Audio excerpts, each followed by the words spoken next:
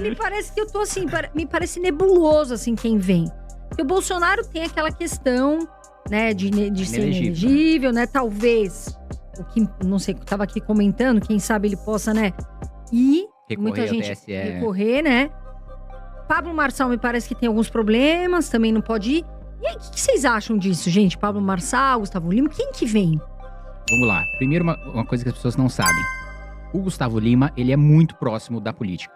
Muito, muito próximo. O Gustavo Lima, ele tem jantares, shows, festas, frequenta aniversário de filho, padrinho de casamento, de filha, de presidentes de partidos políticos do Centrão. PP, de republicanos, de MDB, muito próximo. Frequenta reuniões e jantares fechados com o ministro do Supremo, faz viagens internacionais junto com empresários, ministro do Supremo, presidente de partido, senador, ministro de Estado. Ele é um cara extremamente relacionado politicamente, né?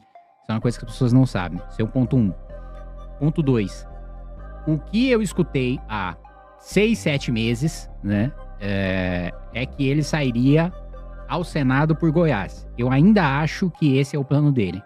Eu ainda acho que esse é o plano dele e que essa sinalização para a presidência é ele fazendo um balão de ensaio sobre como as pessoas veriam ele entrando para a política. E eu acho que ele está recebendo um feedback muito positivo. Mais positivo do que ele imaginava, né? Acho que faz sentido ele, né, na política é comum, né, você mirar mais alto para acertar mais baixo. E se eu fosse apostar, eu apostaria que ele saia ao Senado, né?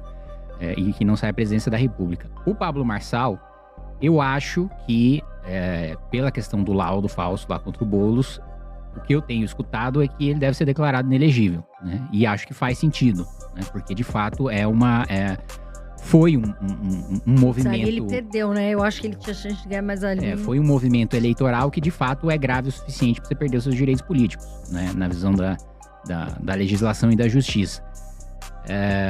Quem pode vir no cenário alternativo, né? Aí eu acho que vai depender muito da escolha do Bolsonaro, né? Acho difícil ele recuperar, né, os direitos políticos dele. Agora, o apoio dele, né, vai ser fundamental. Eu já vi gente dizendo, não, ele vai lançar o Flávio. Vai manter, porque... Flávio Bolsonaro? Flávio Bolsonaro. Não tem condição. Porque é o seguinte, uma coisa sobre uma coisa sobre o Bolsonaro. Já ouvi sobre Eduardo também. Mas uma coisa sobre o Bolsonaro, né? Ele é um cara que não tem grupo político, ele é um cara que não tem aliado. Ele é um cara que é a família dele e acabou, né? Então ele é muito desconfiado e ele muito dificilmente, né, ele toparia, né, a não ser que seja muito pressionado, delegar poder para alguém de fora. Ainda que esse alguém de fora seja alguém da cozinha dele ali, como o Tarcísio, por exemplo. Sim. Tá? Como um Zema, por exemplo, que vive sinalizando para ele, né? Então, assim, já ouvi isso de Flávio, já ouvi de Eduardo, só que Eduardo, assim, o que eu escuto muito mais é ele sair ao Senado, que eu acho que faz mais sentido. Ele sair ao Senado, que é uma coisa que o Tarcísio já falou também, né? Uma vaga na nossa composição política, uma vaga indicação do Bolsonaro, outra vaga seria minha indicação ao Senado, aqui em São Paulo, que são 2 vagas em 26, né? Acho que faz sentido isso. Mais fácil o Eduardo sair, e até pelo nível de confiança política, de capacidade política, do que o Jair vê no Flávio, que não vê no Eduardo, eu acho que faria mais sentido, se ele for escolher alguém da família, escolher o Flávio, né? Resumindo, tudo pode acontecer. Kim e Léo, né?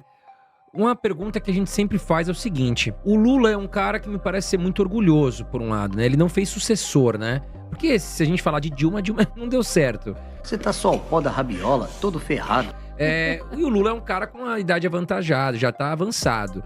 Se o Lula vier a falecer, qual é o futuro da esquerda no país? Quem leva isso à frente? Porque quando falo esquerda, eu lembro do Lula.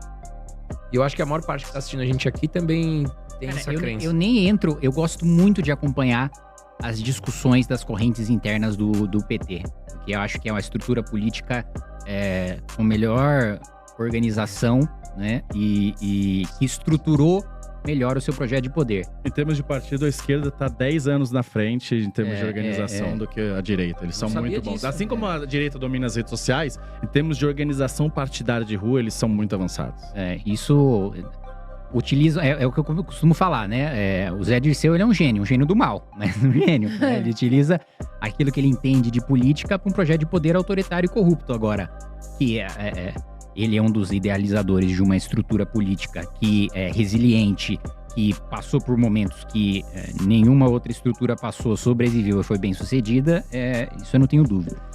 Mas, para continuar o raciocínio, eu acho que a gente nem precisa trabalhar com a hipótese do Lula morrer. Eu acho que a gente pode trabalhar com a hipótese do Lula ser ou não ser candidato, né, nas próximas eleições. Por quê? Tem uma discussão no PT em relação a isso. Tem uma ala que é a gente mais próxima do Lula, amigo do Lula, que é dirigente do PT, e que fala pra ele se preservar, fala, olha, a chance de você, com esse nível de popularidade, perder a reeleição é grande.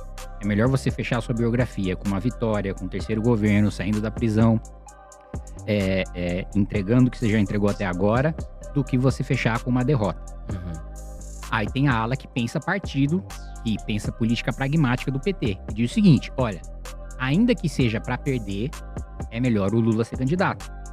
Porque isso é uma coisa que vazou, inclusive, que o Dirceu disse. Se o Lula não for candidato, a esquerda fica 20 anos fora do poder. Por que ele diz isso? Porque a esquerda não faz bancada. Se a esquerda não fizer deputado federal, se o PT não fizer deputado federal, o candidato depois da esquerda para combater o presidente de direita em 2030 não vai ter tempo de televisão e não vai ter fundo partidário, fundo eleitoral. E as derrotas vão ser sucessivas. Então a gente não vai ter estrutura política, e a mesma coisa para a prefeitura, e a mesma coisa para governo do estado. Então se o Lula não é candidato, ele não puxa bancada. Se ele não puxa bancada, a gente não tem estrutura para ter projeto de poder pelos próximos 20 anos. Então tem esse desespero dessa ala que fala, o Lula precisa ser candidato de todo jeito, nem que seja para perder, para fazer bancada. Né? Em o Lula não sendo candidato, dentro do PT tem, assim, duas correntes principais, né? A corrente que quer que o Haddad seja candidato e a corrente que quer que o Camilo seja candidato, né? Que foi governador do Ceará e ministro da Educação hoje. E cuja esposa tá no TCE. E cuja esposa foi recentemente nomeada para o Tribunal de Contas do Estado, né? Que recentemente aprovou lá... Você ia falar o Boulos. E recentemente... Não, zero chance. Boulos não é PT. PT apoia PT. O PT é hegemônico. Ele assim, o fato... Inclusive, isso foi visto como um erro histórico pelos próprios petistas, deles terem aberto mão da hegemonia deles de sempre lançar a cabeça de chapa, ainda que seja para perder, para apoiar o Boulos. Só engoliram porque foi o acordo que o Lula fez em 2022 pro Boulos não sair nem pro governo do estado, nem pro Senado, nem pra presidência da República, sair deputado federal para não atrapalhar o PT. Mas se não fosse a autoridade do Lula impor esse acordo ao PT, a ala dos Tato, por exemplo, aqui, que tem deputado federal, tem deputado estadual, e tem deputado estadual os Tato também, né? Tem.